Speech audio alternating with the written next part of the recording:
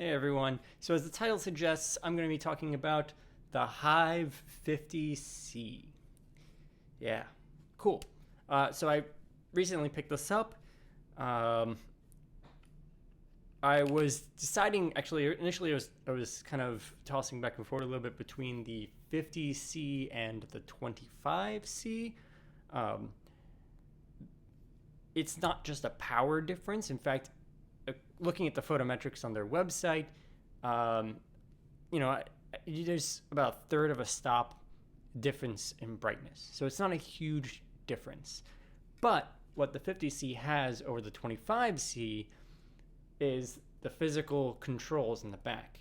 Yeah, the 25C actually has to be controlled through the app, which I'm going to get into in a moment. But basically, the controls in the back allow you to get a pretty good amount of, most of what you could do on the app. The app gives you kind of finer control over specific colors, and we were talking about like the effects settings. You get more control there. But for the most part, dialing in specific colors and brightness and everything, you can fully do on here. It's really just in the effects modes that I noticed where the app is super useful.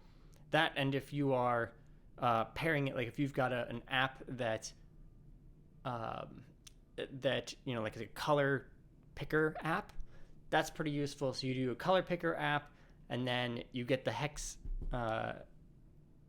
for the color, or you do HSL or whatever the color picker spits out. The Hive, the Shots app for this, you'll be able to put in those numbers. You can choose which one you want to use, and it'll output. It's pretty accurate, actually, so it's great. Okay, so what is this light? This light is a single point source, I guess omnicolor LED light. It's technically not RGBW because there's more than red, green, and blue and white LEDs in there. But, it actually, off the top of my head, I can't remember, but it's like they actually have like a cyan, a magenta, and all that. Like they have a large number of colors, which they say gives it better color control and whatever. I'm inclined to hesitatingly believe them, yeah, I have good color control with this.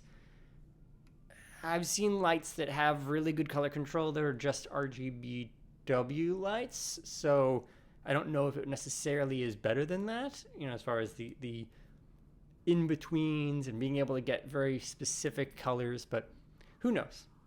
Somebody knows. Not me. So some interesting features about this light. This is a Profoto size, the Profoto's diameter here. So you actually can put Profoto speed rings on to these lights.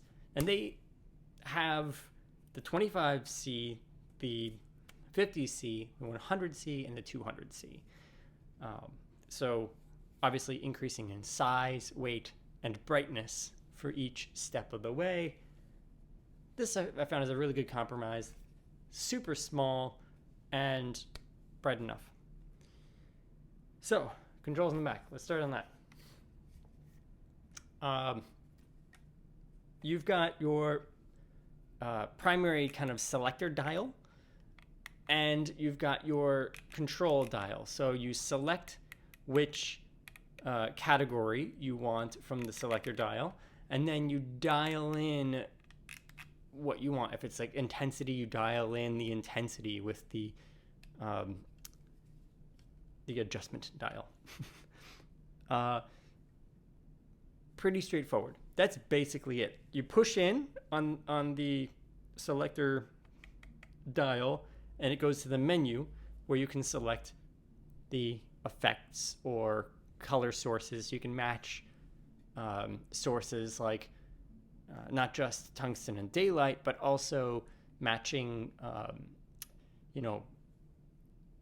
sodium vapor and stuff like that. You know, the old street lights and stuff. So large number of interesting things, fluorescent lighting and all that. If you push in on the adjust dial, it gives you kind of micro adjustments. So everything is kind of by tens digit adjustment until you push into it, and then it gives you single digits. You know, so 1% adjustments for each click of the dial. So super cool. It has a little display on the back, which allows you to actually make these adjustments. The 25C doesn't have that. So again, another reason why I kind of went with this over the 25C was that if I'm on set, I can just quickly glance up and make sure, oh yeah, it's good. It's where I want it to be. Or do I have any more power I can push into it, or bring it down, all that stuff. That's a rough done that.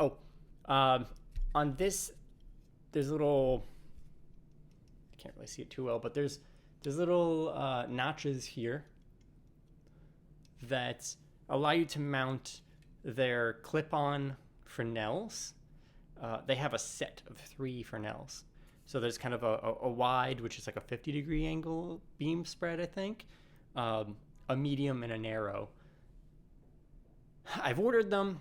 They haven't come. Special order. It's going to take a while. In fact, many of these lights themselves were special order, and nobody seems to have them in stock. One of the reasons why I wanted to make this video was kind of because when I was searching and looking into these lights, there was barely any information out. You had the official videos from Hive themselves and from like News Shooter, and a few. I think Cinema 5D did one where they were at CES or NAB or something. I don't know. And it's just kind of overview of the light, basic information, kind of what I've already given you. But there really wasn't anybody doing a review on these. So that's what I was looking for. Couldn't find it. Now I'm making one. Yeah. Anyway, quickly, it has some 1/4-20 holes, some thread spots here, here, and here. So kind of 3 of them pretty much equally are placed in it. If you put the back upright, there's one straight on the bottom. So it doesn't come with anything but the power, which I have over there, power cord basically, which is a 2-piece power cord. Let me grab that.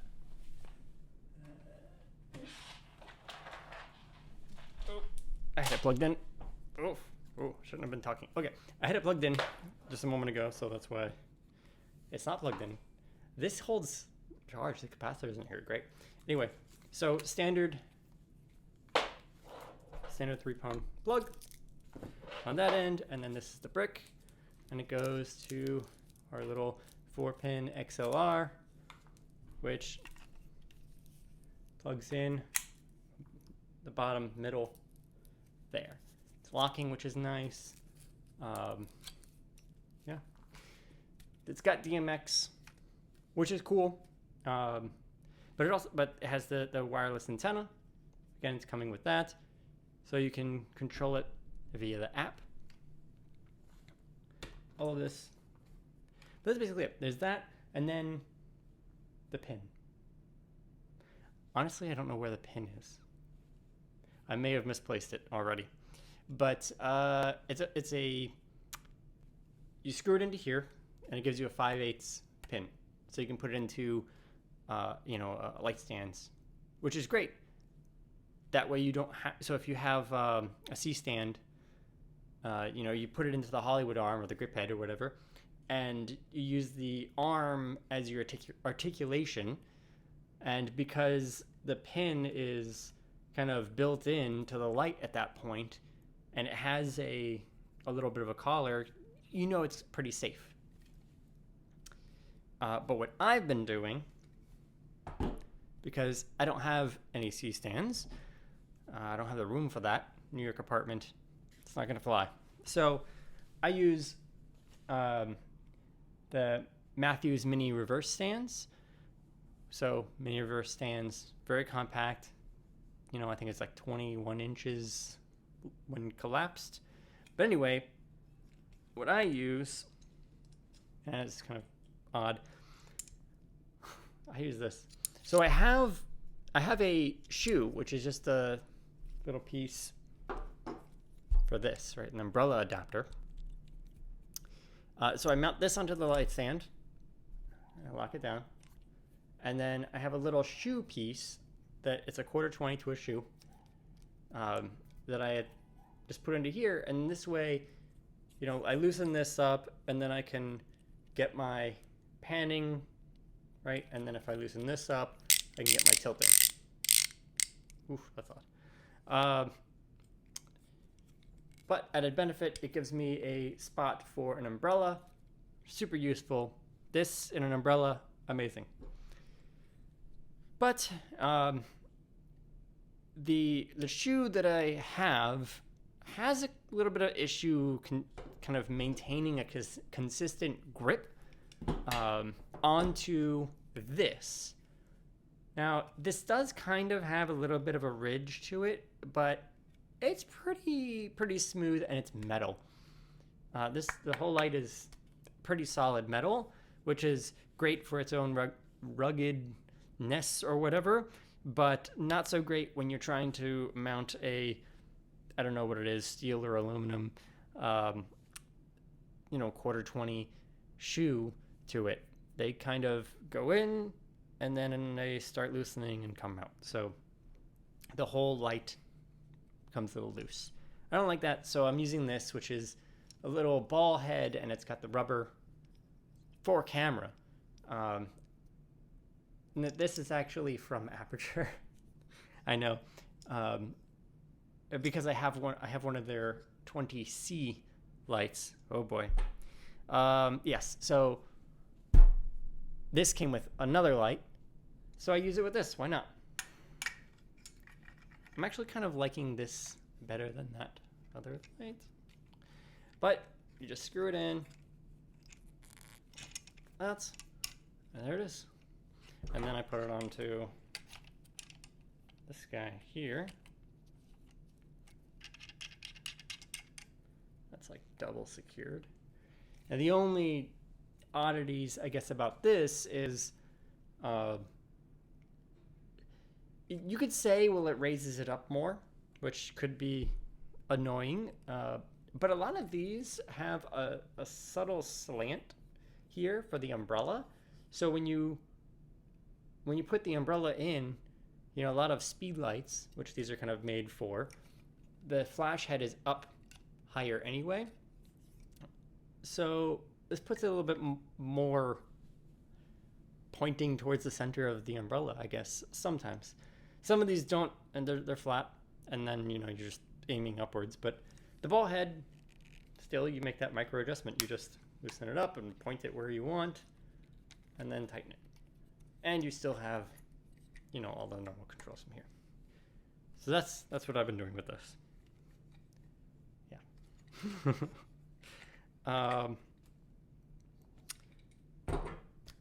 So it does have a USB port on it for firmware updates. I have not done that yet. I can't possibly see any reason to do that at the moment. It works fine. I'm not encountering any problems. On the website, they don't show, well, I haven't looked so much, but they don't really show or announce any added features or anything like that. You know, hey, we've added 10 new effects. I didn't see that flashing anywhere. It probably is on there somewhere, and I just haven't gone on there. But yeah, so that's why I haven't updated that. But maybe after this video I might. So I'm going to show you the Shots app, Hive Shot. It's here. Oh, let me actually plug in the light to better show you. That's probably the best bet.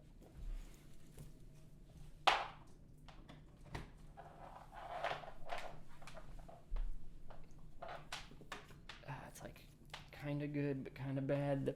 I have a power outlet right there. Okay. Plug in the light. Turn it on. Hey, too bright. Let me just dial that down for now to a 10. Okay. Oh, right. It does have a fan. You can probably hear this. Maybe, maybe not. It is low enough power that if it's, 5+ feet away, I haven't heard it. Up close like this, yeah, you can hear it. That's basically all I've got. Okay. So, the app. Let's see if it works. Hey, there it is. It shows a number and a color. Well, that number that it says on there, right, there's a 6-2 at the end. It actually corresponds to, I don't know if you can see that, this number on the top of the light. So it's coded, it knows what light is what. If I go into it,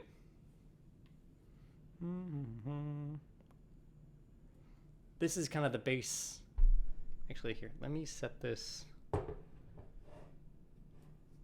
precariously there, and I just blinded myself. Okay, great. So this is the base kind of setup. It's got some oddities. The app actually does have a few oddities to it, but I can adjust the saturation, and you see it's not really changing. It's changing on the app to show me where it is, but the light hasn't changed. When I release, then the light turns off. It's weird. I know, crazy. Usually I get it. Usually I get it to kick on. I forget how. Oh, you actually tap it.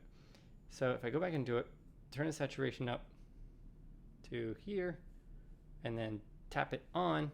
Hey, it's red. I know it's weird. If I make it blue, we're gonna go to blue. It turns off, and then I turn it back on, and it's blue. That doesn't make any sense.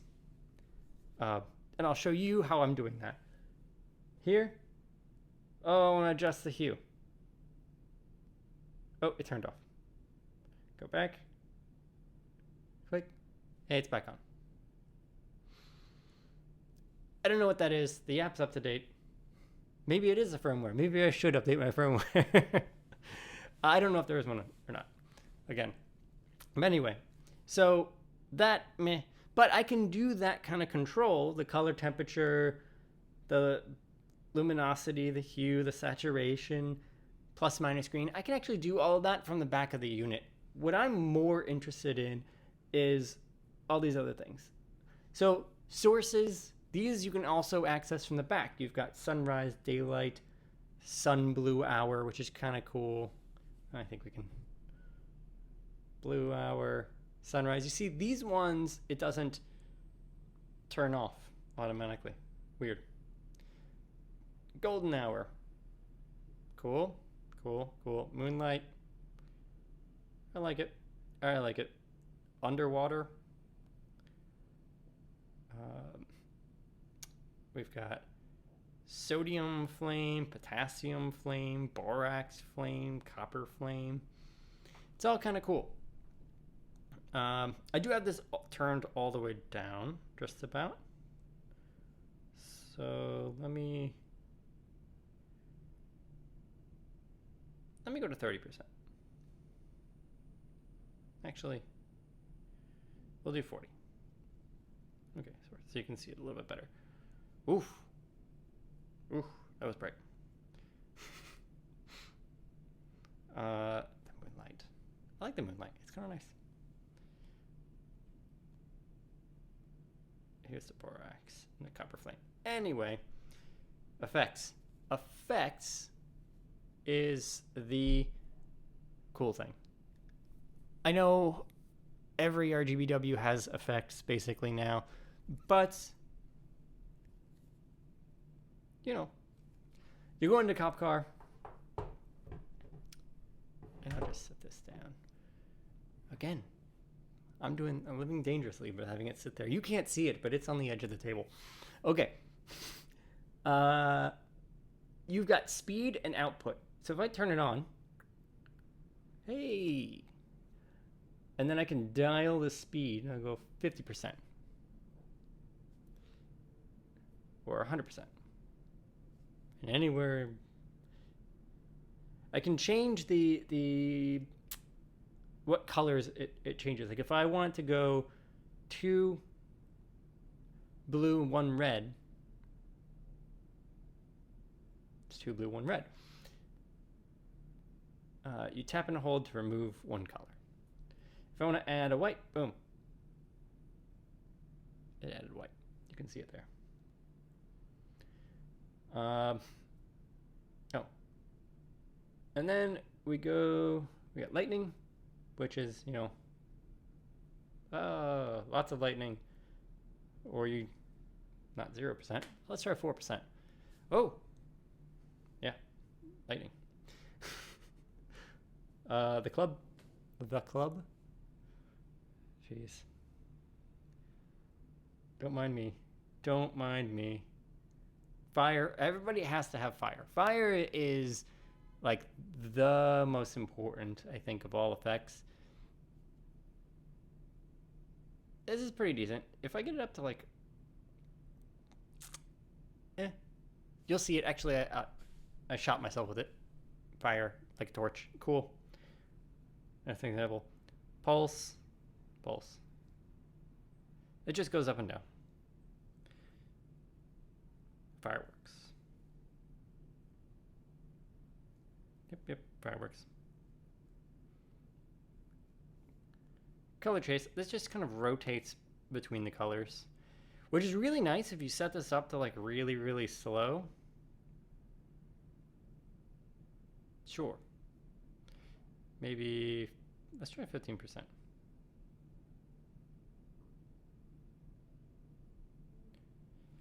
And yeah, that's basically it. The app has those things. You can save colors. Again, like I said, if you use another app, like I have this one, color name. You take a photo or select from a photo, and then it'll give you the color information. Yeah, that's the app. So we're done with the app. I'm gonna go ahead and turn this light off.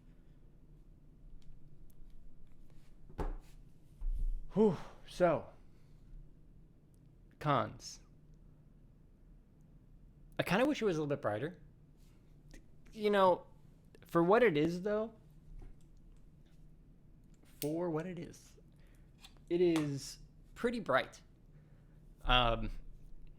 I did compare this to my Astera Pixel Tube, and it blows it away. I don't have the numbers here, but it's basically when I put this into a 2x3 softbox, it is as bright as this Pixel Tube.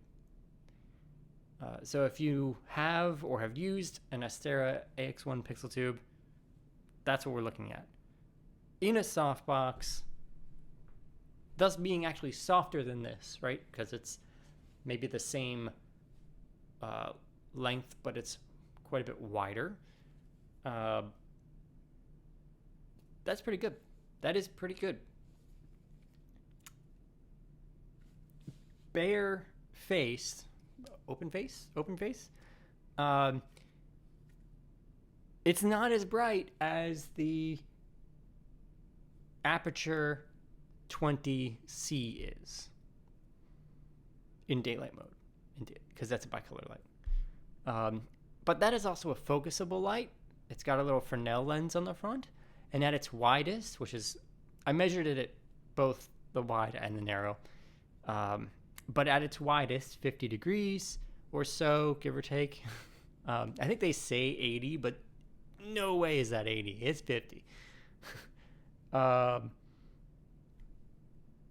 It's maybe a third, less than a third. I think it's like 10% brighter than this. Open-faced. I'm willing to bet, though I haven't actually gotten them because, things are going slow, I guess. But I'm willing to bet that even with the widest of the Fresnel lenses, the little clip-on ones for this, is going to blow that away. Because this open face, it's basically 180 degrees of beam spread, right? You can see the bulb, I guess. It's really a kind of rubberized diffusion, but you can see that from pretty much, actually from straight on the side. So yeah, so I'm willing to bet that with the Fresnel, this is actually going to be pretty bright, which is great. And they do give some numbers, some photometric numbers on their website. Again, off the top of my head, I'm not going to look up right now, but off the top of my head, they don't have the numbers with, I think with this light and the clip-on Fresnels. I might be wrong. They might have added that because they have been adding a bunch of things, including photometrics, on their site. So they might have added that. But I know that they did have the little mini Leica light, the Source 4 zoom heads, and the large Fresnel, which it goes on the Profoto, it looked like a Profoto speed ring, but it's a big Fresnel. I didn't want that because I think it's like a 7-inch Fresnel or something. I don't know. It's quite a bit larger than this is, and I wanted to keep this small, compact, which brings me to pros. For as bright as this is, and having RGBW, it's pretty small. This plus the power plus this, it's really small. You could easily fit several of them into, a carry-on size case. Stands would be an issue. My kind of lighting bag, which is a flight bag from Think Tank. I've got three of my mini reverse stands in it, plus some grip, plus this, plus the Aperture 20C, and a few other things, some road rags kit, and I still have enough space that I could put another one of these in there.